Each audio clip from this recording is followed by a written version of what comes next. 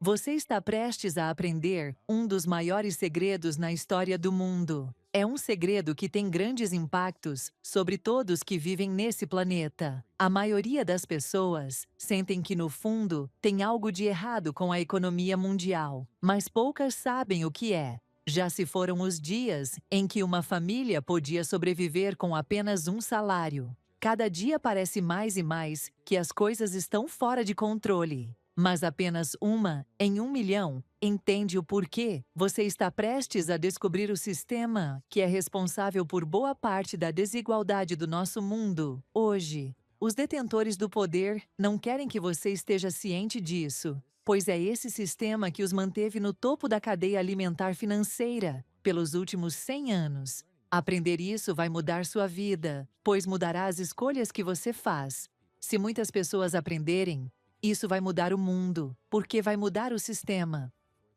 Porque esse é o maior segredo oculto do dinheiro.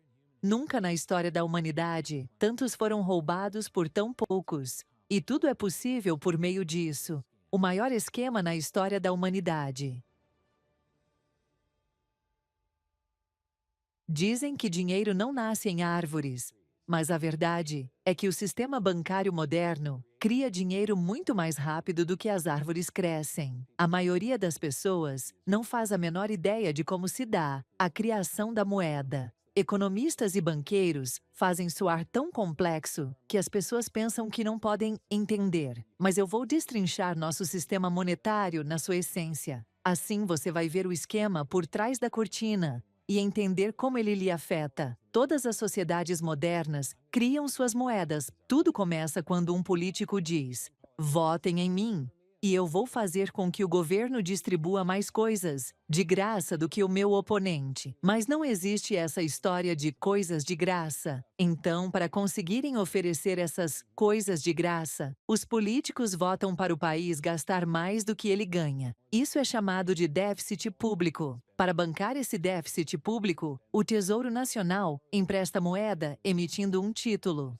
Então, o que é um título? Se você parar para pensar, um título não é nada mais do que uma nota promissória, gloriosa. É um pedaço de papel bonito, com números impressos nele, e que dizem: me emprestem US$ 1 trilhão hoje, e eu prometo que ao longo de 10 anos, vou pagar de volta esse US$ 1 trilhão, com juros. Mas o que você precisa entender é que títulos do Tesouro são a nossa dívida nacional. Essas notas gloriosas vão ser pagas por você, eu e nossos descendentes por tributação no futuro. Sendo assim, quando o governo emite um título, ele rouba a prosperidade do futuro para poder gastá-la hoje. Então o Tesouro faz um leilão, e os maiores bancos do mundo aparecem e competem para comprar de parte da nossa dívida nacional.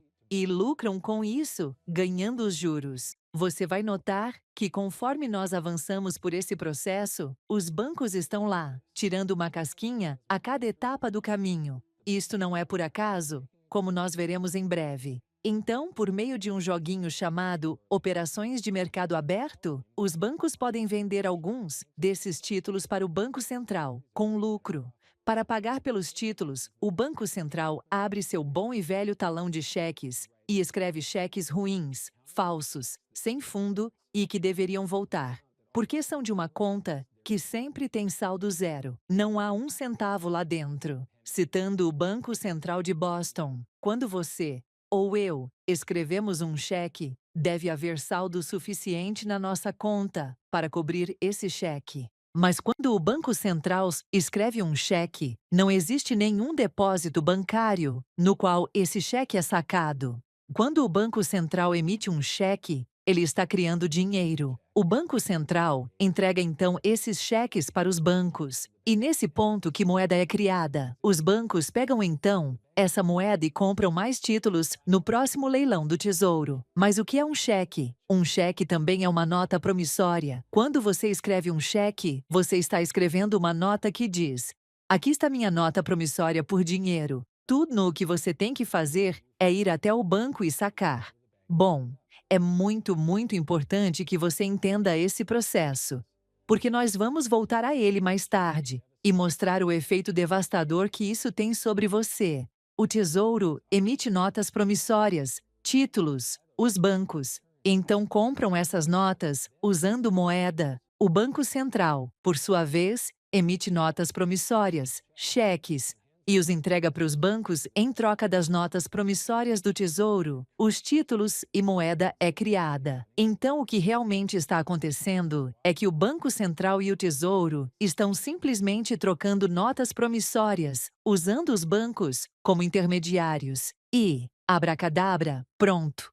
Moeda magicamente começa a existir. Esse processo se repete e se repete, de novo e de novo, enriquecendo os bancos e endividando o povo, aumentando a dívida nacional. O resultado final é que surge um acúmulo de títulos no Banco Central e de moeda no Tesouro. Esse processo é também de onde todo o papel moeda se origina. O Banco Central e o governo erroneamente chamam isso de dinheiro, porque eles não assistiram o episódio 1 dessa série, e eles não sabem a diferença entre dinheiro e moeda, mas eu vou corretamente chamá-la de base monetária, porque isso não é dinheiro, é moeda. E como aprendemos, há uma grande diferença. Dinheiro deve ser uma reserva de valor e manter seu poder de compra ao longo de grandes períodos de tempo. Nós aprendemos no episódio 1 que antes na nossa história, nosso papel moeda era apenas um cheque. Era apenas uma representação de dinheiro de verdade, de valor intrínseco. O ouro e a prata que estavam em depósitos seguros no tesouro. Você podia entrar em qualquer banco e botar seu papel moeda, por exemplo, uma nota de $20, no balcão e trocá-la por dinheiro de verdade, uma peça de ouro equivalente a $20. Mas agora, essa base monetária, que está empilhando aqui atrás, não é nada além de um recibo ou um cheque sobre uma nota promissória, aquele título. Então, na verdade, não é nada além de uma fonte de números. O Tesouro, por sua vez, deposita a moeda recentemente criada nos diversos setores do governo. E os políticos dizem: opa, obrigado. E o governo realiza o déficit público com obras públicas, programas sociais e guerra. Os funcionários do governo, fornecedores e soldados depositam seus salários nos bancos. Bom, isso pode ser meio chocante para você, mas quando você deposita seu salário no banco, você não está depositando-o numa conta que será guardada e segurada para você. Em vez disso, você está, na verdade, emprestando ao banco sua moeda. E dentro de alguns limites legais, eles podem fazer praticamente o que quiserem com ela. Isso inclui apostar no mercado de ações e emprestá-lo para outras pessoas com lucro. É claro, fractional reserve lending. É aqui que a máquina de criação de moeda fica realmente maluca, porque é aqui que uma coisa chamada de empréstimos de reservas fracionárias entra em jogo. Empréstimos de reservas fracionárias são exatamente o que o nome diz. Os bancos podem reservar apenas uma fração do seu depósito e emprestar o resto para alguém. Apesar das taxas de reserva poderem variarem, eu vou usar uma taxa de 10% no nosso exemplo. Se você deposita R$ 100 na sua conta, o banco pode legalmente pegar R$ 90 dele e emprestar e sem lhe dizer. O banco tem que manter R$ 10 do seu depósito reservado, caso você queira um pouco. Essas reservas são chamadas de compulsório. Mas como a sua conta ainda diz que você tem $100 se o banco tenha roubado R$ 90 dela, porque o banco deixa notas promissórias que ele criou, chamadas de crédito bancário, no lugar. Eu sei que isso parece loucura, mas aqui está, em preto e branco, segundo o Banco Central, bancos comerciais criam dinheiro contábil sempre que fazem um empréstimo, simplesmente adicionando novos dólares nas contas de seus catálogos, em troca de notas promissórias de um tomador de empréstimo. Isso não passam de números que os bancos digitam em seus computadores.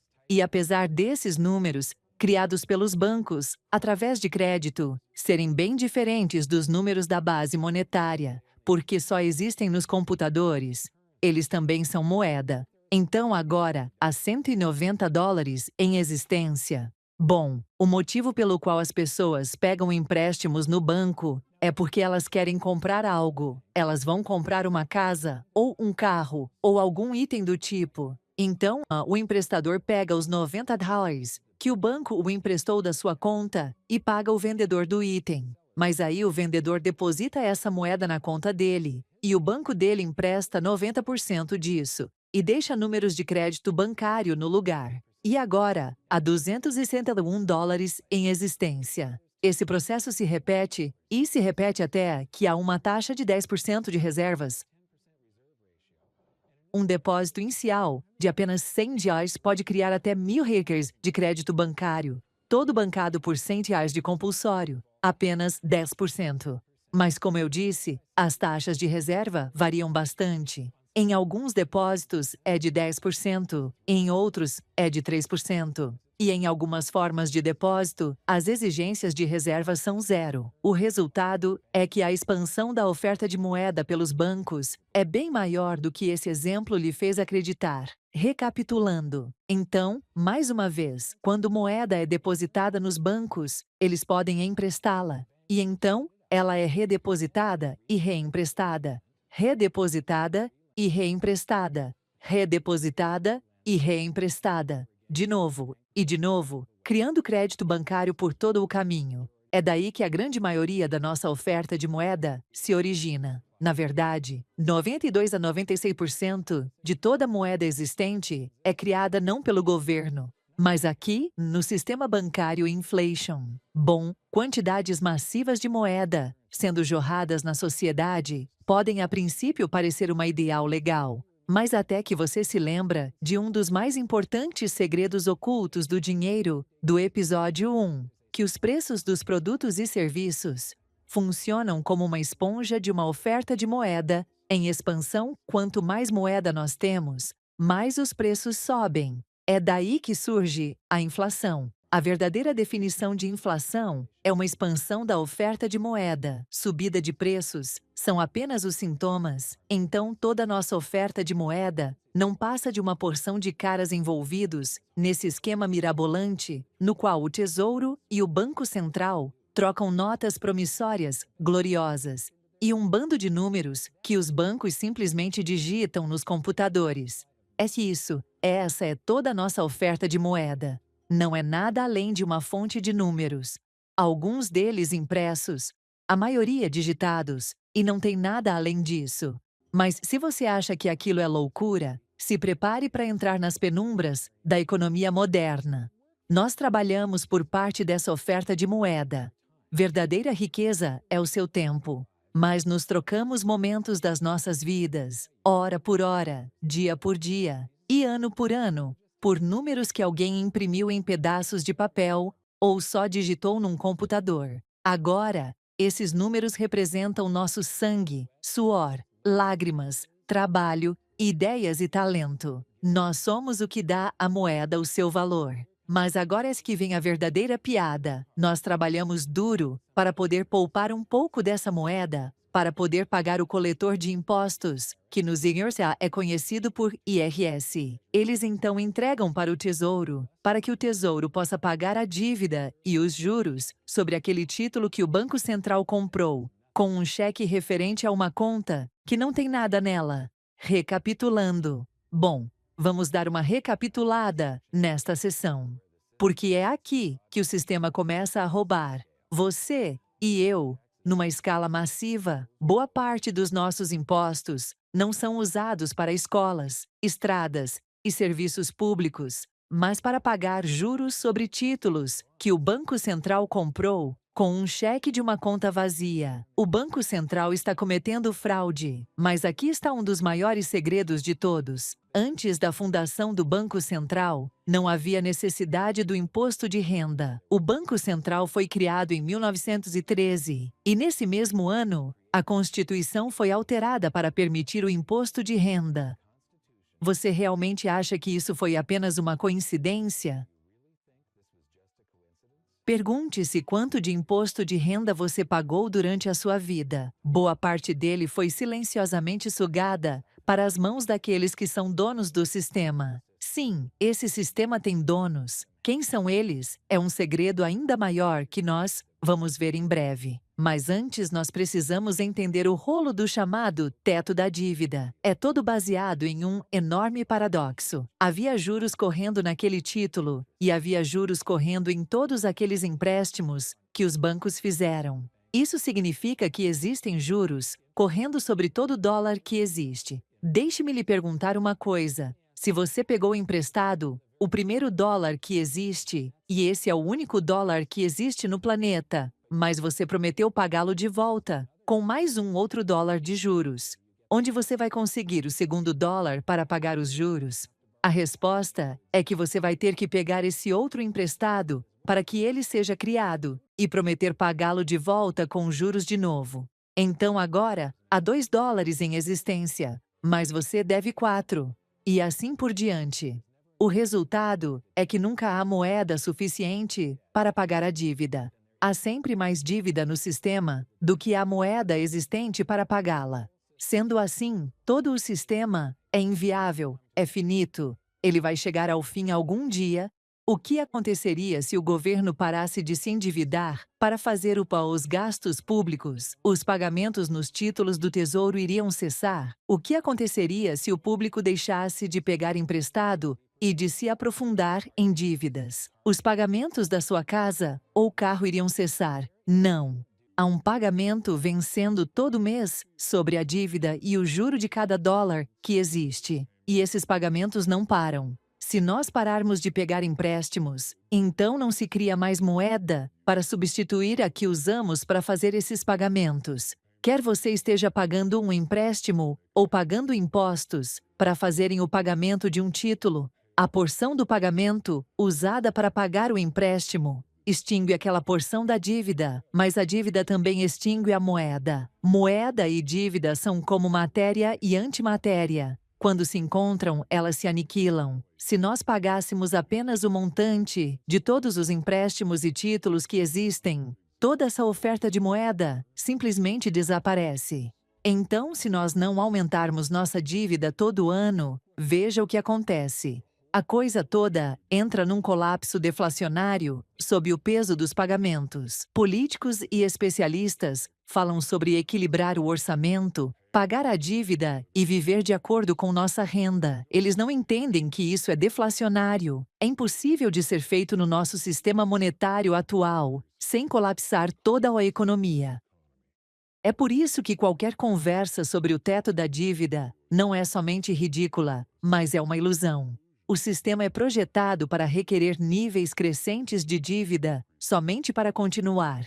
E é por isso que políticos irão sempre empurrar com a barriga e elevar o famigerado teto da dívida de novo, e de novo, até que o sistema todo finalmente colapse sob seu próprio peso. Em outras palavras, eles não querem que desabe, na vez deles. Os pais fundadores dos Estados Unidos conheciam os perigos dos bancos centrais e lutaram para se livrar deles. A Guerra da Independência começou como uma revolta contra os impostos, mas agora nós precisamos pagar impostos apenas para termos um sistema monetário, tendo acabado de sofrer com a hiperinflação do dólar continental, que foi impresso até sua destruição para financiar a Guerra da Independência dos Estados Unidos. Eles entendiam os perigos da moeda fiduciária e sistemas monetários baseados em endividamento.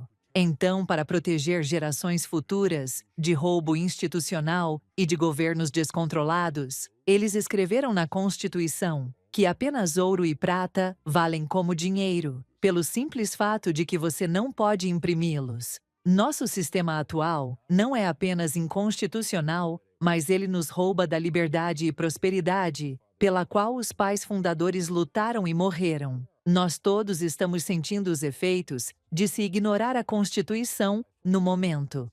Quando se força a circulação de mais moeda, nosso poder de compra é diluído. Inflação é um lento e traiçoeiro imposto, disfarçado, que é simplesmente o resultado desse sistema monetário, baseado no endividamento. Esse sistema empodera e beneficia aqueles que criam a moeda e a recebem primeiro. pois eles podem gastá-la antes de que tenha um efeito sobre a economia. Eles estão roubando o poder de compra de você e transferindo para os bancos e para o governo a cada hora de cada dia por causa desse sistema monetário falso. E não é como se as pessoas no topo não soubessem disso. Citando o Banco Central, a queda do poder de compra, incorrida pelos portadores do dinheiro devido à inflação, fornece ganhos aos emissores do dinheiro. Isso é uma fraude, é um sistema piramidal, é um sistema ladrão, é um esquema e é uma mentira. Nosso sistema monetário inteiro não passa de uma forma de roubo legalizada.